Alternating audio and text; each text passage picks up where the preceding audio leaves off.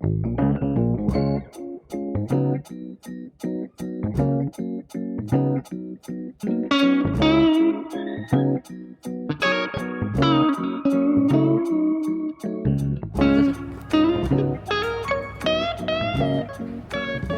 여기 밑에 바닥에 뚫려 있다. 안녕하세요. 직접 발로 뛰어 경험한 것만 설명하는 발로뛰어입니다. 이번에 12월 첫째 주 겨울이 막 시작하는 시기에 부산 2박 3일 여행을 다녀왔습니다. 성인이 되고 부산을 가는 건 이번이 처음이었는데 솔직히 3일로는 부족할 정도로 먹고 싶은 것도 많고 볼거리도 많아서 내년에 또 가고 싶은 곳이었습니다. 제가 다녀온 순서 그대로 같이 영상 보시면서 여행 코스를 설명하겠습니다. 계획 짜기 귀찮으신 분들은 그대로 따라 하셔도 중요한 명소는 다 커버될 겁니다. 광교에서 5시간이나 걸리기 때문에 금요일 아침 5시부터 일어나서 부산으로 향했고요. 서울에서는 볼 수 없는 이 이색적인 고가도로 풍경을 보니 부산에 온 게 실감이 납니다. 어찌저찌 도착하니 이미 10시 40분이라 첫 끼부터 해결하러 송정 원가야 밀면에 들렸습니다. 로컬 줄 서는 맛집이라고 들어서 왔는데 금요일 점심 전이라 그런지 손님은 거의 없었습니다. 일단 유명하다는 비빔밀면 하나, 물밀면 하나씩 주문해줬고요. 그 사이에 이곳 시그니처인 온육수 한잔 했는데 이거 맛있습니다. 약간 한약재 맛이 은은하게 나는데 거부감이 들 정도는 아니고 제가 좋아하는 스타일입니다. 먼저 나온 물밀면부터 먹어봤는데요. 보이는 것과 다르게 슴슴한 매력이 있습니다. 멸치 육수 같기도 하고 동치미에 시원함도 있는 것 같고 육수 맛이 오묘합니다. 시큼한 일반 냉면보다는 얼핏 평양냉면에 가까운 맛인데 아점으로도 좋고 저는 너무 맛있게 먹었습니다. 짤막지식 하나, 밀면이 원래 한국전쟁 이후 피난민이 많았던 부산에서 메밀이 귀하던 시절에 메밀면 대신 밀가루로 대체해서 먹던 건데 부산식 밀면으로 아예 정착해 하나의 요리가 된 거라고 하더라고요. 약간 그 쫄면 쫄면이 느낌? 면이 묵직하다. 다음으로 나온 비빔밀면.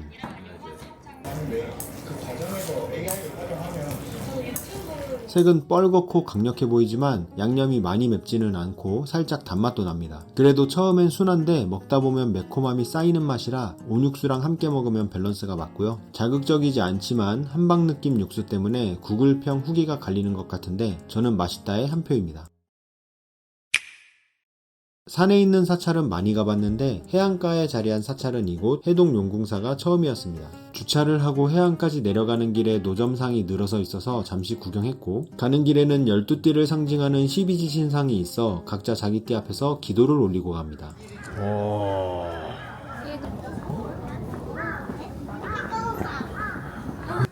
얘는 등남불입니다. 약간 일본틱한 느낌이 살짝 있다. 일본에 있는 그런 신사. 계단을 하나 내려갈 때마다 시야가 조금씩 열리면서 바다와 절이 한 장면으로 겹쳐지는데요. 이곳은 도착해서 보는 절이 아니라 내려가면서 보이는 풍경으로 완성되는 절인 것 같습니다.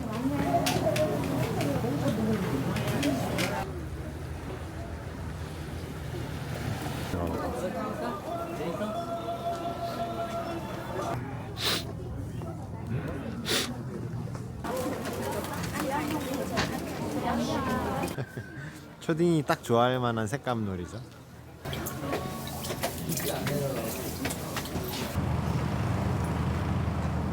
짤막 지식 하나, 해동용궁사는 고려 말에 세워졌다고 전해지고 당시 이름은 보문사였다고 합니다. 이곳에서 수행을 하던 스님이 바다에서 용을 만났다는 전설에서 용의 궁, 해동용궁사라는 이름이 붙었다고 하는데 이 부분은 전설과 실제 역사 사이에서 약간의 논란이 있기도 합니다. 왼쪽 돌계단을 따라 올라가면 바다를 향해 서 있는 회수 가늠대불도 볼 수 있습니다. 바다 위 중생을 보살핀다는 의미라 부산이라는 도시와 잘 어울리는 불상이라는 생각이 들었습니다.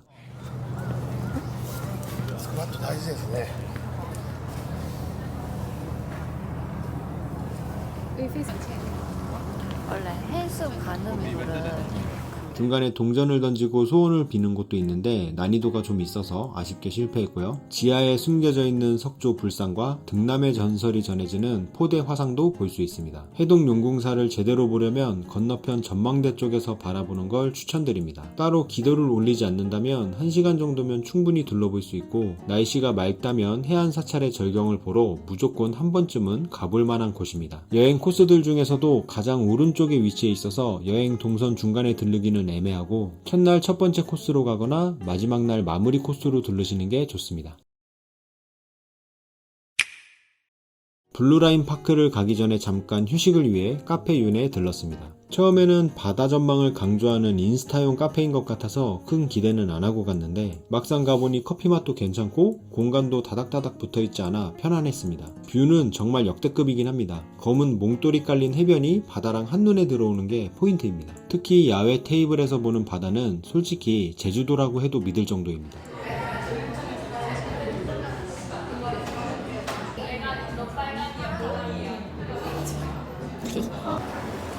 뷰가 엄청나네. 와, 너무 예쁜데?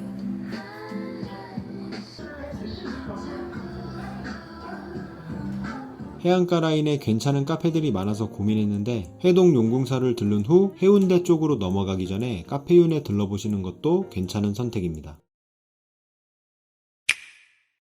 적당히 휴식을 취한 후 첫날의 메인 코스인 해운대 블루라인 파크로 가보겠습니다. 해운대 블루라인 파크는 미포부터 송정까지 4.8km 해안 구간을 따라 해변 열차와 스카이 캡슐을 타고 절경을 즐기는 부산 핵심 관광 코스입니다. 처음 가면 조금 헷갈려서 잠깐 설명이 필요합니다. 정거장은 미포, 청사포, 송정 3개 메인역에 간이역 4개까지 합쳐 총 7개고 이동수단은 해변열차와 스카이캡슐 이렇게 2가지가 있습니다. 해변열차는 7개 정거장을 모두 운행하고 어디서 타고 내려도 상관없습니다. 한 번 타면 1회권이 차감되고 미포역과 송정역에서는 전원 하차라 왕복하려면 2회권이 필요합니다. 미포에서 송정 끝단까지 편도 약 25분 정도 걸립니다. 열차에 한 100명은 타니까 약간 지하철과 비슷한 컨셉이고 예약까지는 굳이 안 해도 됩니다. 스카이캡슐은 해변 열차보다 7에서 10m 정도 높은 공중레일에서 이동하는 4인용 캡슐입니다. 중간 정차 없이 미포역과 청사포역만 오가고 편도 약 30분 정도 탑승하게 됩니다. 스카이 캡슐은 외국 관광객들에게 인기가 많아서 예약 없이는 거의 못한다고 보시면 되고요. 미포 출발은 빨리 매진되지만 청사포 출발은 상대적으로 예매가 수월합니다. 저는 청사포에서 스카이 캡슐로 미포역까지 이동한 후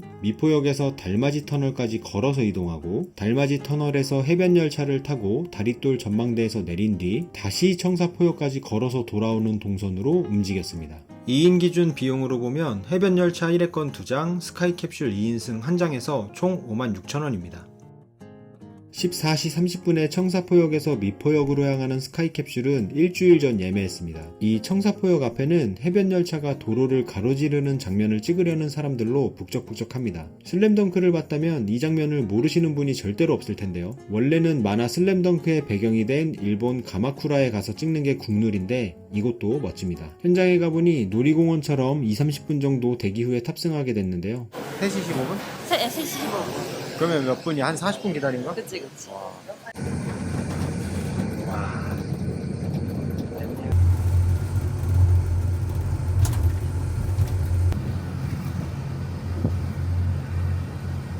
편도 30분 정도라 지루할 줄 알았는데 풍경 보면서 가다 보니 금방 도착하더라고요. 달맞이 터널까지는 도보로 이동했고 데크길이 잘 돼 있어서 걷기 편했습니다.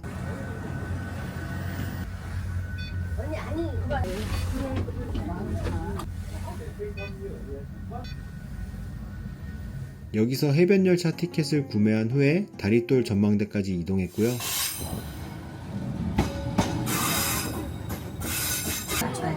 동해와 남해의 경계 지점을 지나고 있습니다. 지금 지나는 1989년 북한 간첩선 가다 보니 하얀색의 해월 전망대가 보입니다. U자형으로 된 흰색 전망대인데 직접 가보진 않고 드론만 정찰 보내고 왔습니다. 저는 파란색 다리돌 전망대에서 내렸는데요. 여기가 간이역 중에서는 인기가 제일 많은 것 같습니다. 청사포 마을의 수호신으로 전해지는 푸릉용을 형상화해 제작된 곳입니다. 중간에 일부 구간은 완전히 통유리 바닥인 구간이 있는데요. 여기 은근 무섭습니다. 와, 무서워.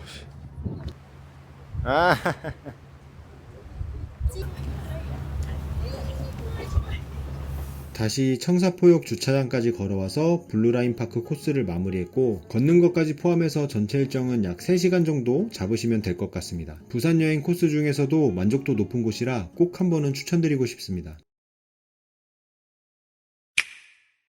저녁은 아침부터 예약 걸어두었던 돈카츠 1원 톤쇼우에 왔습니다. 부산에서 맛집 검색하면 거의 고정으로 상위에 랭크되는 곳이고요. 결론부터 말씀드리자면 최근 3년 내에 먹어본 돈까츠 중에 제일 맛있습니다. 금요일 오전 10시에 캐치 테이블 열리자마자 원격 줄서기 예약해서 6시 20분에 입성했습니다. 오전에 대기를 걸어두고 여유롭게 놀다가 입장 20번째쯤 확정 알림톡이 오면 이동하시면 됩니다. 저희는 가장 메인인 버크셔 K 로스카츠와 모듬카츠 하나씩 주문했습니다. 자리에 앉자마자 크림 수프가 나오는데 따뜻하면서도 깊이감이 있는 맛이라 마음에 듭니다. 사실 이 버크셔 K라는 걸 처음 먹어봤는데요. 딱 먹을 때 이건 돼지고기에서 나올 수 있는 고소함의 극한값이 이 맛이구나 싶었습니다. 설명을 보니 지리산 해발 500m 무공해 햇섭 시설에서 키운 순종 흑돼지라고 하는데요. 짤막 지식 하나.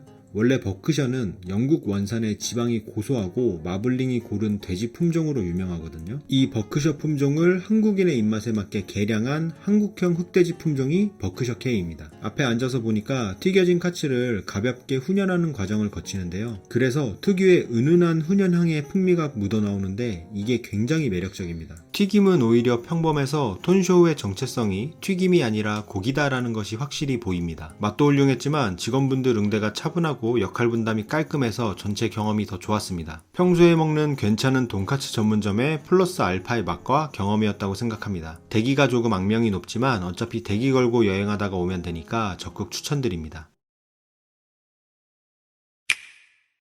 숙소에 들렀다가 저녁에 가기 딱 좋은 해운대 시장을 가봤는데요. 서울 광장시장과 비슷하게 건의하고 갔는데 바다 근처라 그런지 메뉴부터 확실히 다릅니다. 장어구이, 뿔소라, 오징어구이 같은 꼬치 메뉴들도 있어서 새롭습니다. 손님도 많고 시끌벅적한 데 비해서 굉장히 깨끗하게 운영되고 있어서 좋았고요.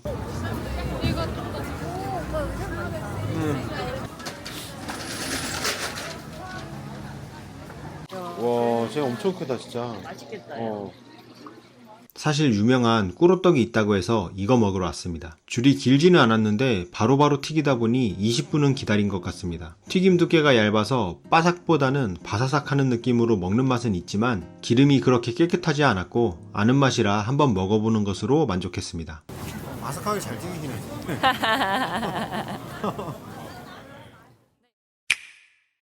둘째 날 아침은 부산 사람들이 목 놓아라 추천하던 영진 돼지국밥 본점입니다. 주차 공간도 15대 정도 있는 편이라 불편하지 않게 차를 댔고요. 토요일 아침 9시 30분 다행히 오픈 시간 맞춰서 기다림 없이 바로 입성했습니다. 주문은 수육백반 하나와 돼지국밥 하나 주문했습니다. 돼지국밥은 고기가 푸짐한 근본 국밥 스타일이고요. 국물이 킥인데 돼지뼈를 오래 우려낸 사골 베이스 느낌으로 약간 돈코츠 라멘하고 비슷합니다. 뽀얗고 진한데 텁텁하지는 않고요. 당연하게도 잡내 하나 나지 않더라고요. 맛 깔끔하고 국물은 묵직한데 먹으면 속은 편안하고 딱 한 그릇 풍족한 맛입니다. 국물이 뜨거우면 지방층의 깊은 맛도 못 느끼고 먹기도 불편하기 때문에 국밥이지만 일부러 뜨겁지 않게 살짝 식혀서 주는 사장님 센스도 좋습니다. 수육백반이 12,000원인데 완전 혜자인 게 볶음김치에 두부에 수육도 넉넉하게 나옵니다. 수육이 얇고 엄청 부드럽습니다. 먹다가 식어도 기름 냄새가 하나도 안 올라오더라고요. 중간에 볶음김치도 계속 리필해주시고 종업원분들이 기본적으로 되게 친절하십니다.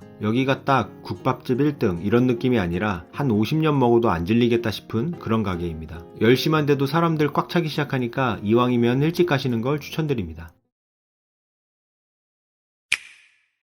생활과 예술이 공존하는 알록달록한 언덕마을, 부산의 대표 코스인 감천 문화마을입니다. 부산 원도심의 대표적인 랜드마크로 도시재생 프로젝트로 큰 성과를 거둔 성공적인 사례인데요. 산속에 집이 다닥다닥 붙어있는 특이한 마을의 지형 구조로 생긴 괜찮은 경치와 분위기가 유명세를 타면서 부산 대표 관광지 중 하나가 되었습니다. 짤막 지식 하나, 감천 문화마을은 1950년대 6.25 피난민의 힘겨운 삶의 터전으로 시작된 곳인데요. 좋은 땅자리를 구할 수 없어서 산비탈의 계단식으로 집을 짓고 모여 살며 형성된 마을입니다. 주차장은 주변에 꽤 많은데 저는 다 만차일까봐 일부러 감천문화마을 공영주차장에 차를 댔습니다. 걸어서 15분 정도 올라가야 하긴 하지만 이것저것 구경하는 재미가 있습니다. 미로 형태의 골목길을 걷다 보니 저도 옛날 시골에서 살던 기억이 납니다. 감천문화마을 길에 도착했습니다.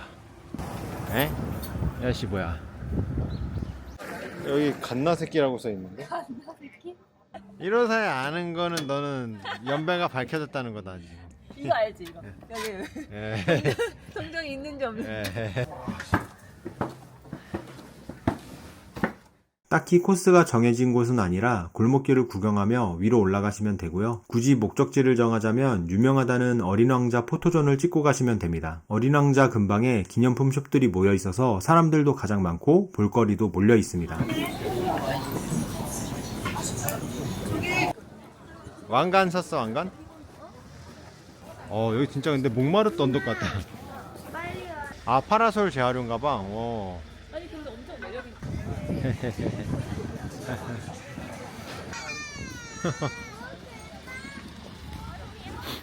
사실 감천마을에서 검색해보면 언덕이 마을의 장점을 살린 뷰 카페들만 있어서 커피 맛이나 괜찮은 인테리어를 중요하게 생각하시는 분들은 다른 지역을 찾는 게 좋습니다. 저는 적당히 타협하고 잠깐 휴식을 취할 겸 카페를 찾다가 카페 프롬체에 들어왔는데요. 카페 내부는 아담했지만 커피 맛이 생각보다 괜찮아서 좋았던 것 같습니다. 통창으로 내려다보는 감천마을 모습도 약간 멍 때리기 좋아서 조심스레 추천해봅니다. 감천문화마을에서 카페 포함 한 2시간 정도 보내고 나왔습니다. 다음으로는 부산에 떠오르는 새로운 랜드마크 송도 용궁 구름다리로 갑니다. 날씨가 맑아서 그런지 와이프가 너무나 아름답다고 따봉을 날렸던 곳인데요. 1,000원 너무나 직관적이다. 와 오빠 장난 아니야. 야, 야, 야.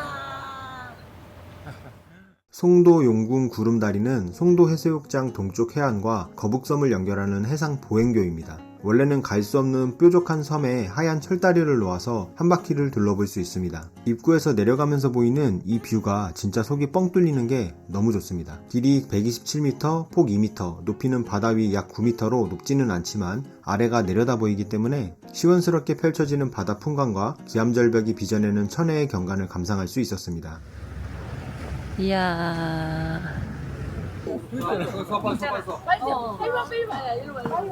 약간의 흔들림이 있지. 와.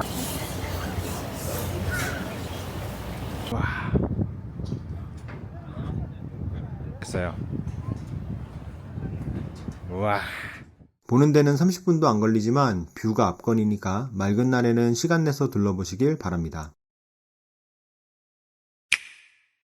원래 제가 다음 일정으로 기획했던 코스는 흰여울 문화마을인데요. 감천문화마을, 용궁구름다리, 흰여울 문화마을 이렇게 삼각형 순서로 보면 동선이 딱 맞습니다. 그런데 가보니 26년 초까지는 주요 산책로가 공사기간이라 막혀있더라고요. 아쉬운 대로 손가락만 까딱해서 저 대신 드로니를 날려주고 왔습니다. 아래쪽은 해안 산책로고 위쪽은 언덕이 카페 등으로 조성된 마을길이 이곳의 메인 코스입니다. 사진가들의 출사 장소로 이미 알려졌지만 영화 변호인을 기점으로 본격적인 유명세를 탔습니다. 종종 부산의 산토리니라고 언급되는데 다음 여행 때 제대로 구경하러 와야겠습니다. 실내 대형 수족관과 해양 역사 전시를 같이 볼 수 있는 국립해양박물관에 왔습니다. 국립박물관은 대체로 퀄리티가 좋아서 고민 없이 들렀는데 결론적으로 만족한 코스였습니다. 역삼각형 모양의 외관이 특이한데 물고기 떼를 형상화한 디자인이라고 하고요. 입장료는 무료지만 4D 영상관 등 일부 시설과 주차는 유료입니다. 여기서 가장 유명한 건 터널형 수족관인데 360도로 볼 수 있어서 재미있었고요. 가오리나 상어 같은 해양 생물도 볼 수 있고 아이들이 많아서 가족 단위로 오기에도 좋습니다.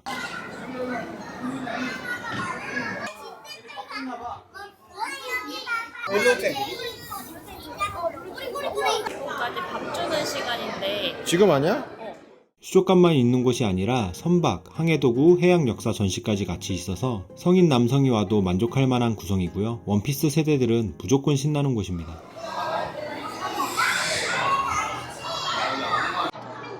와, 처음 알았어.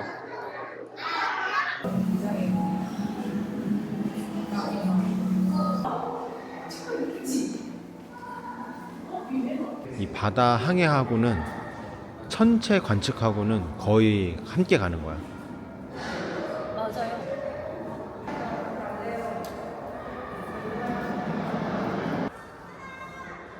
여기도 비용을 내야 되나? 무료가 아니었어도 충분히 올만한 퀄리티에 은근히 커서 최소 1시간은 본 것 같습니다. 글만 많은 박물관이 아니라서 누구나 가볍게 들르기 좋고 실내라 비 올 때는 최고의 선택입니다. 특정 전시 하나가 대단하다기보다는 전체적인 구성이 알찬 박물관으로 저는 적극 추천합니다.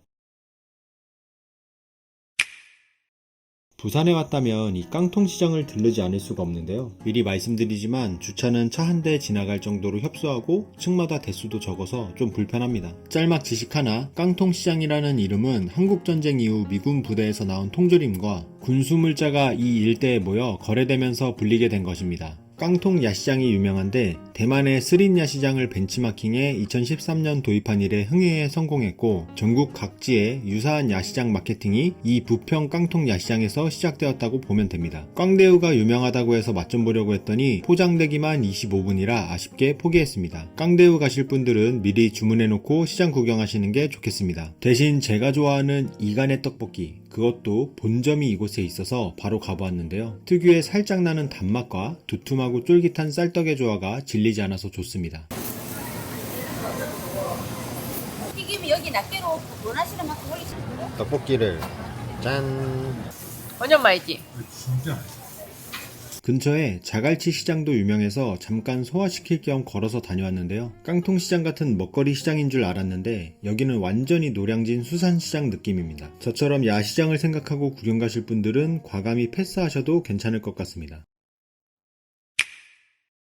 저녁은 살면서 한 번도 먹어본 적 없었던 스타일의 대구볼찜을 먹으러 왔습니다. 부산너들에게 물어보니 여기가 맛이 특이해서 현지인 단골이 많다고 하더라고요. 일단 대구볼찜 소짜 하나 시켰는데 양이 넉넉하게 나옵니다. 비벼서 나오는 게 아니라 위에다 양념을 들이부어서 주시는 게 특징입니다. 섞어 먹기가 조금 불편해서 양념을 아예 버무려서 주시는 게 어떨까 싶었습니다. 대구볼은 머리 쪽 살인데 콜라겐이 많아서 신기하게 쫀득한 식감이 있습니다. 엄청 통통하다 이거.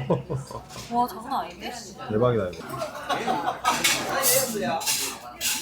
양념 자체가 세게 치고 나오는 스타일이라 담백한 볼살, 콩나물과는 잘 어울립니다. 다만 양념이 양파 맛이 한 80%는 차지할 정도로 생양파 특유의 아삭함과 알싸한 매콤함이 강해서 많이 먹다 보면 속이 약간 양파 먹고 아린 느낌이 나더라고요. 블로그 후기들을 보니 면사리까지 비벼 먹는 게 국룰이라고 해서 추가했고요. 면은 쫄깃한 중면 계열이라 맛있긴 한데 어디서나 먹을 수 있는 평범한 면이었습니다. 양은 넉넉한 편인데 저에게는 생양파에 알싸하게 매운 양념이 조금 과했습니다. 그래도 동네 어르신들이 계속 드나드시며 포장해 가시는 곳이니 조심스레 추천해 보겠습니다. 저도 맛만큼은 아직까지 확실히 기억날 정도로 이곳 맛에 분명한 음식결이 있는 것 같습니다. 숙소로 돌아가기 전에 잠깐 광안리 해수욕장에 들렀습니다. 매주 토요일 저녁에 광안리에서는 시에서 운영하는 드론쇼가 펼쳐지는데요. 공연은 오후 7시와 9시 이렇게 두 번 하고 공식 홈페이지에서도 확인 가능합니다. 한 10분 남짓의 짧은 공연이라 완성도가 높은 공연을 기대하기보다는 가볍게 즐기는 이벤트 정도로 보시는 게 좋습니다. 가는 김에 광안리 밤바다 구경까지 더해서 슬슬 걷고 오시면 꽤나 괜찮은 코스입니다. 다만 토요일 저녁 시간 광안리 공영 주차장은 너무 빡세서 주차하기는 거의 불가능합니다. 도보로 가시거나 저처럼 그냥 상가 유료 주차장을 이용하는 걸 추천드립니다. 안녕. 3일차 아침은 일찍 체크아웃하고 모모스 커피 마린시티점으로 향했습니다. 부산에서 커피 좀 마신다는 사람들 사이에서는 이미 유명한 곳입니다. 월드바리스타 챔피언십 우승으로 알려진 모모스 커피 매장의 분점이고요.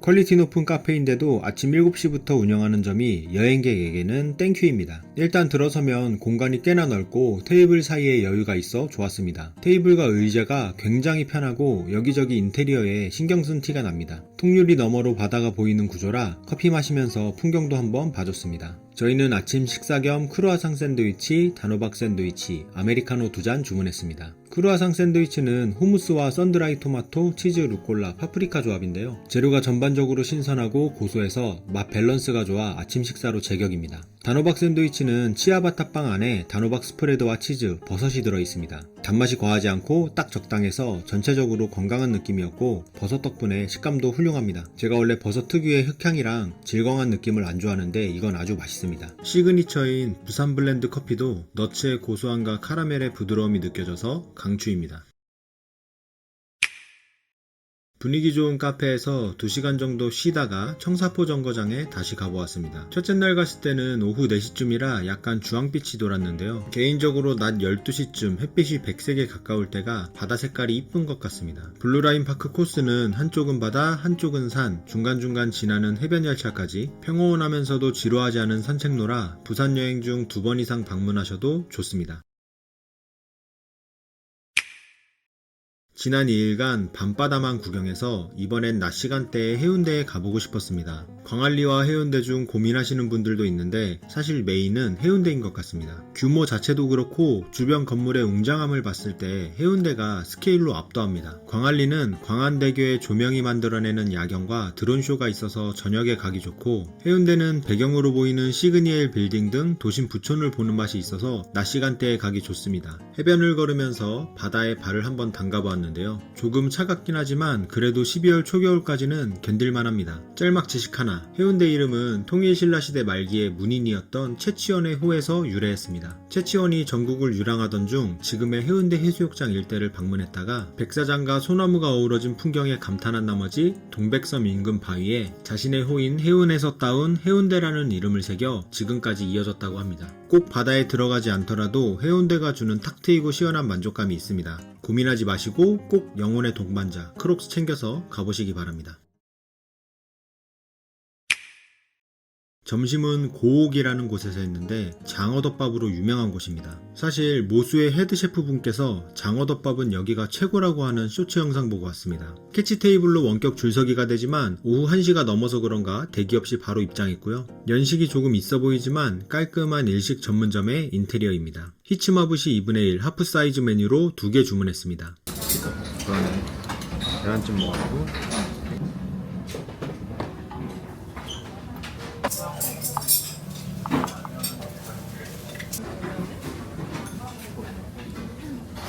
숯불 향이 살짝 나게 잘 구워졌고 탈에도 진하지 않아서 담백하게 즐기기 좋습니다. 진득한 단맛이 없어서 개인적으로는 호였지만 막 특별한 포인트가 있는 느낌은 아닙니다. 양념으로 세게 밀어붙이는 스타일이 아니라 장어 자체의 식감과 풍미를 강조한 느낌입니다. 저는 장어보다 이 다시마물이 감칠맛이 확 올라오는 것 같아서 제일 맛있었습니다. 원래 장어덮밥을 좋아하지 않는 편이라 제 평가보다는 다수의 후기를 믿고 가시면 맞을 것 같습니다. 부산 여행의 마지막 코스로 5-6도 스카이워크를 선택했습니다. 보는 위치와 시간대에 따라 섬이 5개 혹은 6개로 보인다고 해서 5-6도라는 이름이 붙었다고 하는데 솔직히 현장에서 체감되지는 않지만 그 모습만큼은 멋있습니다. 5-6도에는 국내에서 가장 작은 규모의 스카이워크가 있는데 마음먹고 한 바퀴 도는데 15초면 충분할 정도로 짧습니다. 대신 반대편으로는 2기대로 이어지는 해파랑길이 있어서 시간 여유가 있다면 가볍게 산책하기는 괜찮은 코스입니다. 여기는 제가 실수한 게 날짜와 시간대를 잘못 골라온 것 같습니다. 원래는 이렇게 푸른 바다와 초록빛 산책로가 어우러져야 예쁜 곳인데 초겨울이라 색감이 조금 건조했고 오후 3시 이후에는 섬이 역광이라 잘 보이지 않았습니다. 딱 태양이 남중고도 최고에 달하는 12시에 와야 빛도 잘 들고 색감도 좋을 것 같습니다. 다음에는 좀 더 선명하고 푸르른 5-6도를 담아오길 기대하며 부산 여행을 마무리했습니다. 이렇게 성인이 되어서 처음으로 부산 여행을 다녀왔는데요. 개인 총평을 남기자면 부산은 2박 3일로는 턱없이 부족한 또 가고 싶은 도시였습니다. 바다와 내륙이 함께 있는 도시라 먹거리가 정말 다양해서 맛집도 많고 맨날 보던 출렁다리랑 레일바이크가 아닌 해변열차랑 스카이캡슐도 색다른 재미였습니다. 동해안을 가면 밤바다가 조금 한적한데 해운대와 강안대교는 오히려 밤이 화려한 것도 매력이고요. 명소의 한 30%는 중국인이나 일본인 등 외국인이 차지할 정도로 많아서 조금 신기했습니다. 단점 하나 뽑자면 평생 들은 클락션 소리보다 부산에서 하루 만에 들은 클락션 소리가 더 많은 것 같습니다. 정상 운행을 해도 골목길에서 양보해주고 기다려도 파란불 켜져서 엑셀 밟고 출발해도 그냥 빵빵합니다. 그냥 인사처럼 클락션 누르는 문화인가 싶기도 한데 초보 운전은 조금 무서울 듯합니다. 마지막으로 제가 직접 다녀온 부상여행 코스를 구글맵으로 정리해서 공유해 두었습니다. 빨간색은 명소, 파란색은 음식점, 녹색은 카페, 보라색은 제가 다녀온 숙소로 보시면 되고요. 고정 댓글에 링크와 사용 방법 적어둘 테니 여행 계획하실 때 참고하시면 도움이 될 것 같습니다. 오늘도 긴 영상 시청해주셔서 감사합니다. 다음 영상에서 뵙겠습니다. 끝!